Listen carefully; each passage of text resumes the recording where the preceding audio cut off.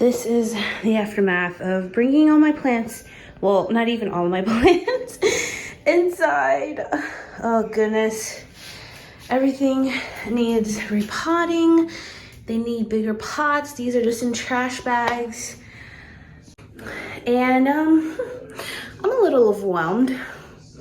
Just a little bit.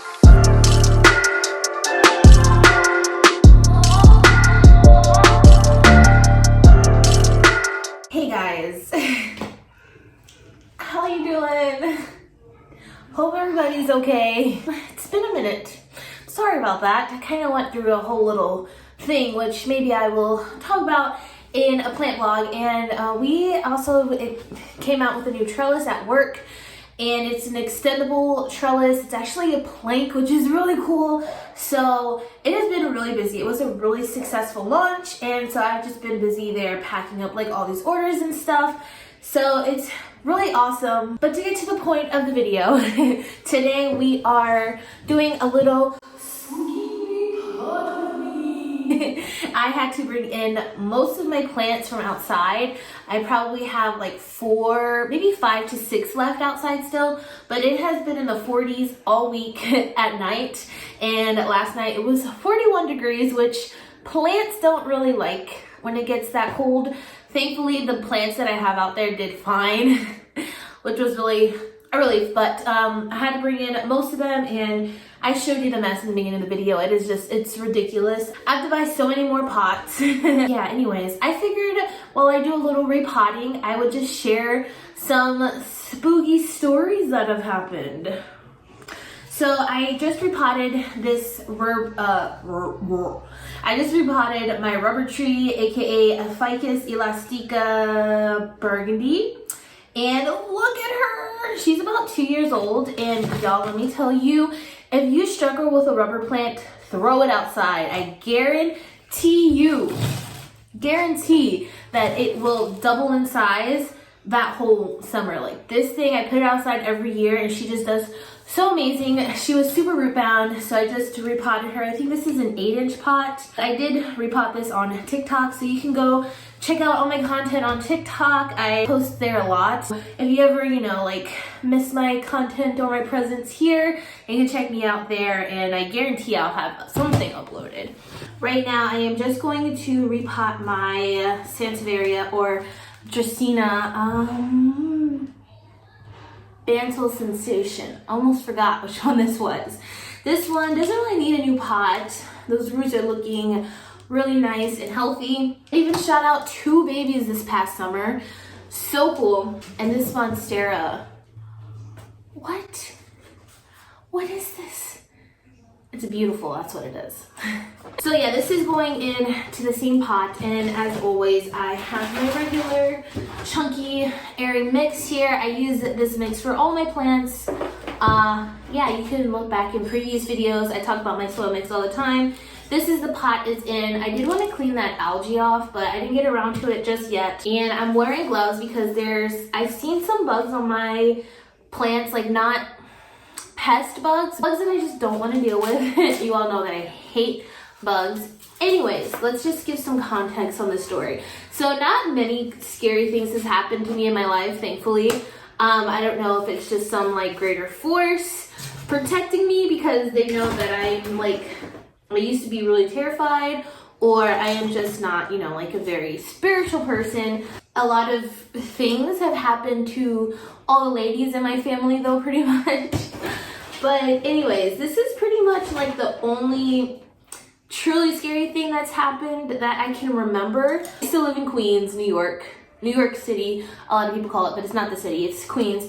And I lived with my mom, my dad, my sister, my brother, and that house, I don't know the history of, I don't know how old it was. It was just a townhouse we lived in, and we had, like lots of neighbors. We lived on a pretty, not a really busy street, but like in a pretty populated area.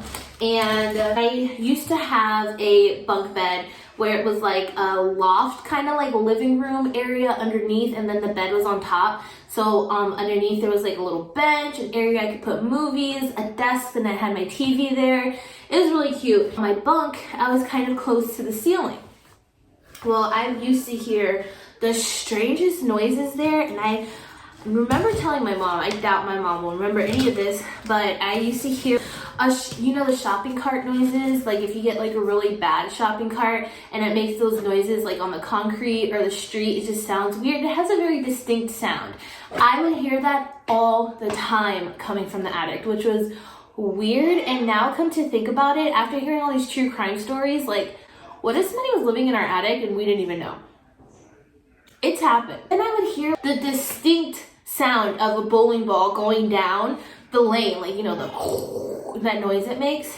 And I kind of grew up in a bowling alley. My mom and dad bowled all the time, so like that noise is pretty ingrained into my head, and I know for a fact that's what I heard. And it's also weird because my dad wasn't going up into the attic of a rented house and throwing his bowling ball. Like, what? I remember people suggesting when I talked about it later on in life that it was a squirrel. No, Karen, that's not a squirrel. Anyway, so I remember another time, and this time, like, mind you, I was 6 years old, younger, probably 7 younger when all of this happened. So this one particular time, it could have been a dream, but I remember this very, very vividly, and this is something that I think about quite often, so I don't think it was a dream. But I had cleaned my room because my mom made this big deal, you know, like parents and rooms, like I get it. My room was a mess. She wanted me to clean it and I cleaned it. And I remember stacking my teddy bears on my dresser and in a certain way. And my room was spotless. It was clean. We ended up leaving the house, going somewhere. And when I came back, my mom decided to check on my room and yelled at me because my room was a disaster. Like those teddy bears were sprawled all over the floor. And I understand if it was just the teddy bears that had maybe fallen and on the floor, but no, like my whole room was trashed again. Like I never even cleaned it. And I didn't even say anything to my mom then. I was literally just like speechless. How does this happen? I don't understand. So I really think it was some sort of like trickster. I don't know. I wonder, I am out of pots, like big pots completely. And what even is this Monstera? This is what it did when I was outside. What is wrong with you, child?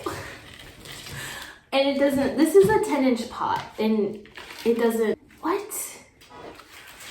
I'm telling you guys, all of my plants, and this happens every year, go absolutely insane. This is my calathea. What? I've had this calathea probably for 3 years, and this is the first year I put it outside. I was kind of experimenting, and what? I think I'm just going to put this Monstera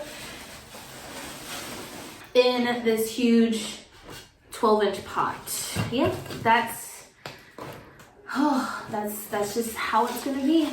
I will say though, the one thing is this year my foliage got really damaged. I don't know what was eating them. Maybe like, it was probably slugs now that I think about it. Can you guys see that? Like I just have like a lot of holes in my foliage, which kind of sucks, but whatever. It's expected when they're outside, but I think it's slugs because sometimes I do see slugs on my door. All right, I think this is gonna be my last plant because I'm out of pots and I need to go buy pots at the store. In this last story, I don't remember anything else that happened after this, and I don't remember what sequence of events this happened in. And then we ended up, you know, moving to Georgia. So you wonder if anything else has happened in that house since.